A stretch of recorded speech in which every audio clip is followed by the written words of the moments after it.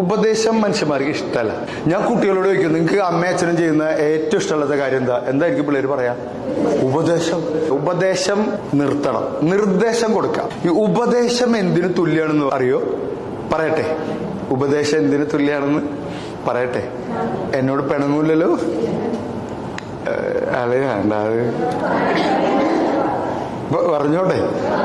ഞാൻ അതിന് ശേഷം എന്നെ നോക്കുമ്പോ പറയട്ടെ. എന്നാ പറയണേ.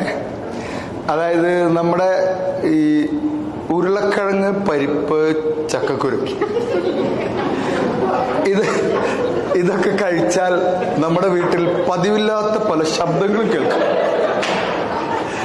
ചിലയിടത്ത് വെടിക്കെട്ട്, ചിലയിടത്ത് പാറ പൊട്ടിക്കുന്ന, ചിലയിടത്ത് കളകളാരവം ഒരുങ്ങുന്ന, ചിലയിടത്ത് ടയറിന്റെ കാറ്റ് പോയതുപോലെ. മനസ്സിലായല്ലോ? ഇതിന് തുല്യമാണ് ഉപദേശം എന്ന് വെച്ചാൽ, ഇത് വിടുന്ന ആൾക്ക് മാത്രമേ സുഖം ഉണ്ടാവുള്ളൂ, കിട്ടുന്ന ആൾക്ക് ഒരു സുഖം ഉണ്ടാവില്ല. ആരെങ്കിലും ഒരാള് ഒരു സദസ്സില് ഇതായിട്ട് വിട്ടപ്പോ മറ്റുള്ളവർ ഞാൻ കാത്തിരിക്കായിരുന്നു